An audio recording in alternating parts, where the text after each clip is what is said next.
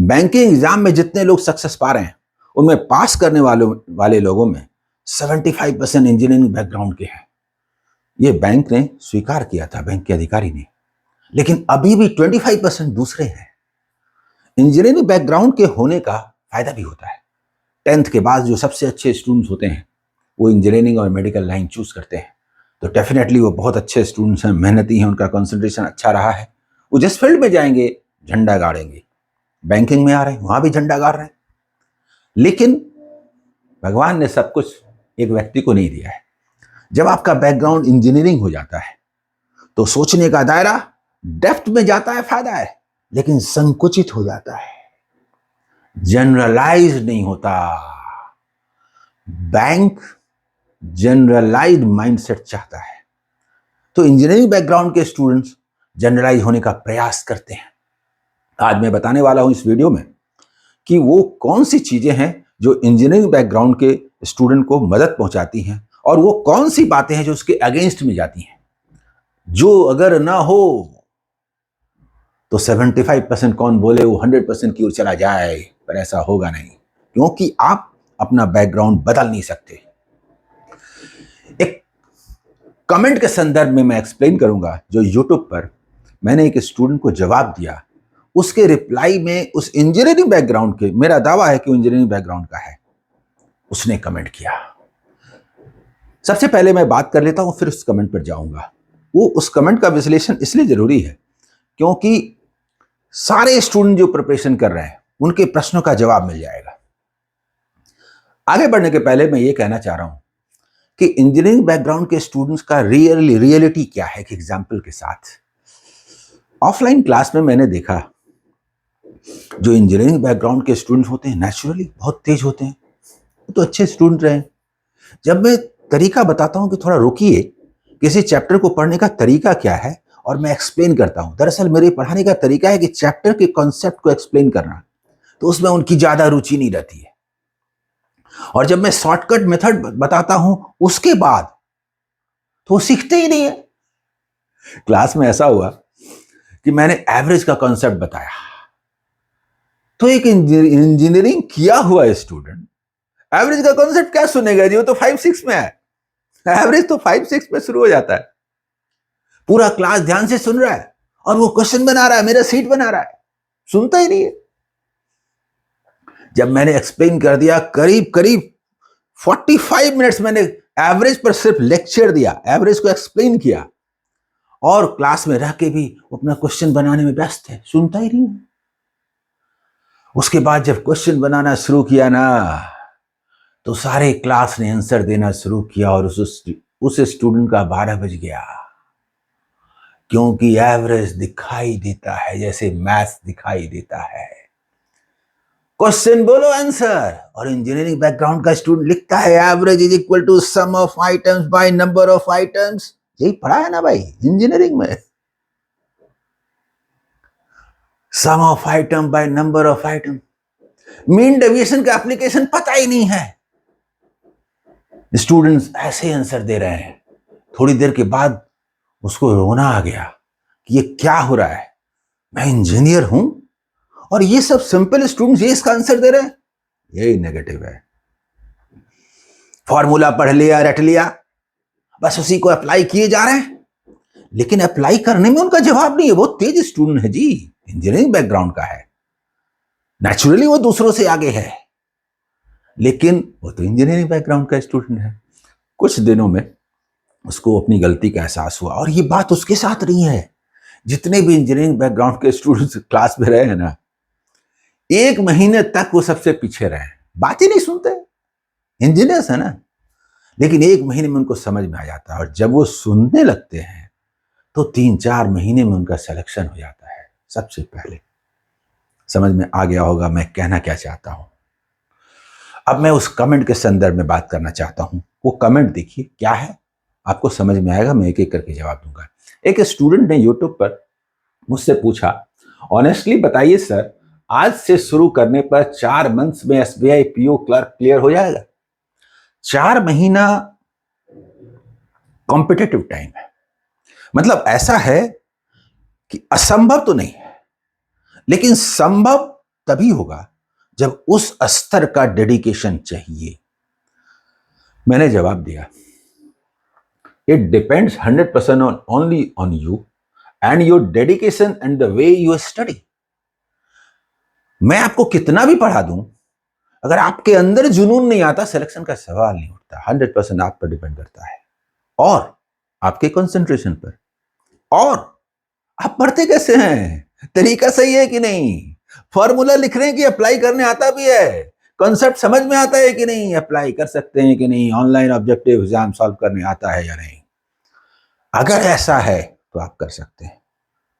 असंभव नहीं है, लेकिन किसी को यह असंभव लगता है।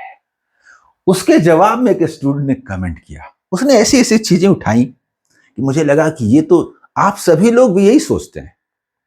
सिर्फ इंजीनियरिंग बैकग्राउंड का स्टूडेंट नहीं सोचता, मार्केट ने स्टूडेंट को ऐसा बना दिया है ना कि आप सभी ऐसा सोचते हैं। आपको अच्छा लगेगा, आप बोलिएगा कि ये तो सही है, और मैं इसका पोस्टमार्टम करता हूं। इसने कहा it is totally impossible with in 4 months. लगेगा ही इम्पॉसिबल ना, इंजीनियरिंग बैकग्राउंड का है, कोर्स दिखाई दे रहा है, एक क्वेश्चन को 5 बार बनाना है, फॉर्मूले को अप्लाई करना है, कैसे होगा तो 4 महीने में जी, साल भर तो लगेगा ना। सोचेगा कि नहीं इंजीनियरिंग बैकग्राउंड वाला स्टूडेंट, ये बात असंभव है, नहीं होगा 4 महीने में। ऐसे इंजीनियर्स का 4 महीने में सिलेक्शन नहीं होगा। क्यों नहीं होगा समझ में आ रहा है? फॉर्मूला फॉर्मूला फॉर्मूला, उन्होंने फॉर्मूला ही पढ़ा है। फॉर्मूला के अगेंस्ट में मैं नहीं कह रहा, फॉर्मूला बहुत जरूरी है और उनकी गलती नहीं है भाई। मैं बैंकिंग एग्जाम के प्रिपरेशन के संदर्भ में कह रहा हूं। दरअसल फॉर्मूला जरूरी है, उन्होंने पढ़ाई की है, 4 साल पढ़ा है, पता नहीं एमटेक भी किया हो, तो समझ में आ रहा है। उन्होंने कहा दूसरा ब्लंडर जो उन्होंने सलाह दी है, बैंकिंग एग्जाम एंड इट्स, अच्छा देखिए, banking exam and its success totally depends on mock practice and it's experience. ये इंजीनियरिंग बैकग्राउंड वाले की सोच है और इस सोच को सारे स्टूडेंट की सोच बना दिया गया है टेस्ट सीरीज बेचने वालों ने। इतना मॉक मॉक किया है, ये कह रहे हैं कि मॉक तो सच में, अगर हम मॉक देना चाहते हैं 4 महीने में कैसे प्रिपरेशन होगा बताइए ना। एक मॉक देंगे बनेगा नहीं, उल्टा पुल्टा क्वेश्चन आएगा, समझ में नहीं आएगा, एक्सप्लेनेशन देखेंगे कुछ समझ में नहीं आएगा, एप्लीकेशन तो रहता नहीं है, बढ़िया से डिटेल में लिखा हुआ रहता है, ऐसे ऐसे ऐसे बनाइए, एक्स वाई जेड मान के देख लीजिए। मॉक पेपर किसी का है, उसका सोल्यूशन देखिए तो एक पेज में बनाया रहता है, और वो भी क्या करेगा, वो तो अगर ऐसे नहीं बनाए तो आपको समझ में कैसे आएगा। लेकिन वो समझने के लिए ना, करने के लिए थोड़े है, करने के लिए तो कंसेप्ट की क्लियरिटी और आंसर ऐसे है, ये तो नहीं बताएगा। मॉक पढ़ने के लिए नहीं होता, सीखने के लिए नहीं होता, प्रैक्टिस के लिए होता है। पढ़े हैं ही नहीं, प्रैक्टिस क्या कीजिएगा जी। इंजीनियरिंग बैकग्राउंड का स्टूडेंट थोड़ा पढ़ा है, तेज है, मॉक से उसको थोड़ा फायदा हो जाए अलग बात है। जिसने पढ़ा ही नहीं है, जो वे ही नहीं जानता है, कंसेप्ट ही क्लियर नहीं है, वो रोज मॉक दे, कुछ होने वाला नहीं है। साल 2 साल 3 साल गुजरते जाएंगे, कुछ होने का नहीं है। इतना रॉन्ग माइंडसेट है ये। It is not like other exams that you need to memorise something. You should maintain speed and accuracy in math and reasoning.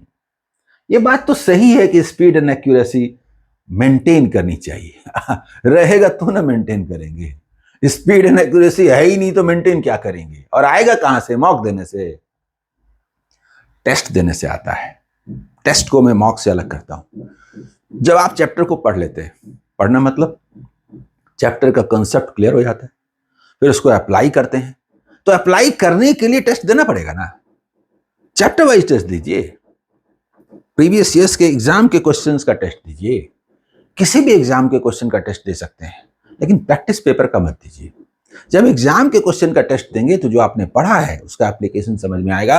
ये सिर्फ चैप्टर वाइज टेस्ट से ही होता है, और पढ़ने के बाद होता है टेस्ट, चेक करने के लिए होता है टेस्ट, सीखने के लिए नहीं होता। सीखा हुआ का प्रैक्टिस करने के लिए होता है, सीखे नहीं तो प्रैक्टिस काहे का। ये बेसिक बात है।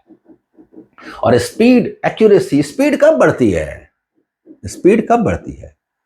जब आपने कॉन्सेप्ट क्लियर करने के बाद उसका खूब एप्लीकेशन कर लिया तो स्पीड बढ़ेगी।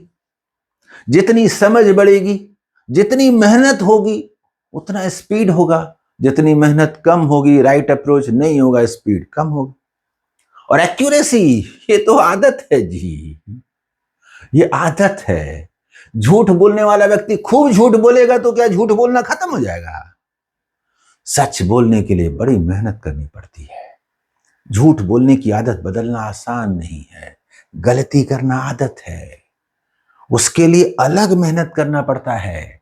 5 क्वेश्चन बनाएंगे, एक भी गलत नहीं होना चाहिए, धीरे धीरे बनाएंगे। गलती करने की आदत को बदलने के लिए मेहनत करना पड़ेगा। No error, no error, no error. भले ही देर से बनाए, 10 मिनट में 5 क्वेश्चन बनाए, कोई हर्ज नहीं है। जब नो एरर टेंडेंसी हो जाएगी तो आपका एक्यूरेसी आ जाएगी। उसके लिए अलग से मेहनत करने की जरूरत है। ऐसे आएगी ना कि टेस्ट देने से आएगी। टेस्ट देने से कभी एक्यूरेसी बढ़ी है जी? This can only be achieved by practice. Yes, पढ़ने समझने के बाद प्रैक्टिस से। ये बात उन्होंने सही कही। Look at competition, people are practising for years. करते ही रहेंगे ना। रॉन्ग कॉन्सेप्ट रहेगा, रॉन्ग वे रहेगा, रॉन्ग माइंडसेट रहेगा, साल दर साल गुजरते जाएंगे। 21 साल, 20 साल, 21 साल में सिलेक्शन होना चाहिए, 29-30 में सिलेक्शन हो गई। लोग मारा मारी कर रहे हैं। एसबीआई क्लर्क का 30 साल कर दीजिए। 30 साल कर दें, पास भी कर जाइएगा तो क्या हासिल कर लीजिएगा? आपने अपना रास्ता रोक दिया। 21-22 साल, 25 से कम में सिलेक्शन होगा तभी आप कुछ दूर तक जा पाएंगे, पीओ में भी, क्लर्क में भी। 30-32 साल में सिलेक्शन होने पर आगे जाने का रास्ता बहुत ऊपर नहीं जाता। एक ही जिंदगी है भाई, उसमें कुछ अचीव करने के बारे में सोचिए ना। घिसट घिसट करके काम करने से क्या फायदा? So start now, maintain consistency, discipline and patience. ये बात बहुत सही है, ये बात बहुत सही है। लेकिन ये कब होगा? जब पढ़ने में मन लगेगा। पढ़ने में मन कब लगेगा? जब राइट वे होगा, राइट मटेरियल होगा, राइट एडवाइस होगी, तब मन लगेगा। मन लगेगा तो घंटों पढ़ लेंगे, मन नहीं लगेगा आधा घंटा पढ़ना मुश्किल हो जाएगा। This is result, not the reason.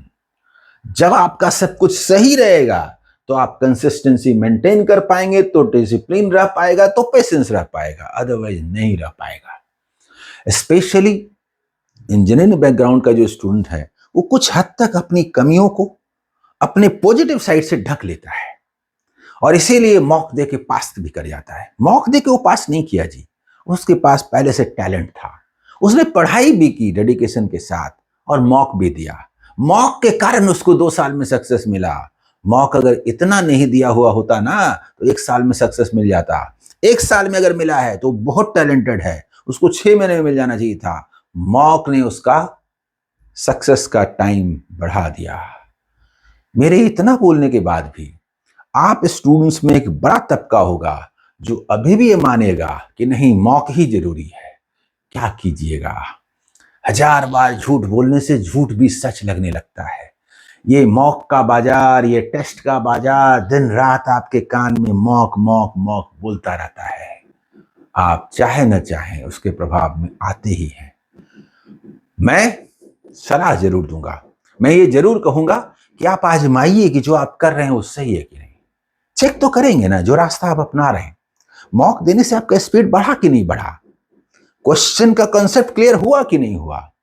Error घटा कि नहीं घटा? चेक कीजिए ना। नहीं घटा तो रियल रीजन की ओर जाइए। मॉक को टेस्ट के साथ कंफ्यूज मत कीजिए। टेस्ट बहुत जरूरी है, टेस्ट के बिना पास नहीं करेंगे। प्रीवियस ईयर्स पेपर पर टेस्ट दीजिए और बहुत होता है तो सब्जेक्ट वाइज दीजिए। ओनली मैथ का टेस्ट, ओनली रीजनिंग का टेस्ट, ओनली इंग्लिश का टेस्ट, ओनली करंट का टेस्ट, ये टेस्ट जरूरी है। चैप्टर वाइज टेस्ट तो और भी स्पेसिफिक है, इससे तो रियल में सुधार होता है। समझ में आया आपको? अंत में मैं एक बात कहना चाहूंगा, पॉजिटिव एटीट्यूड के साथ आगे बढ़िए। 4 महीने में सक्सेस मिलेगा कि नहीं? नहीं मिलेगा तो क्या कीजिएगा? छोड़ दीजिएगा प्रिपरेशन, छोड़ दीजिएगा तो क्या कीजिएगा? अरे 4 महीने में बहुत होगा तो सिलेक्शन नहीं होगा, बहुत खराब होगा तो सिलेक्शन नहीं होगा। सिलेक्शन नहीं होगा मतलब 1-2 मार्क्स रह गया मेरा। इतनी तैयारी आपने कर ली ना, इसका मतलब अगला एग्जाम आपका है कि नहीं?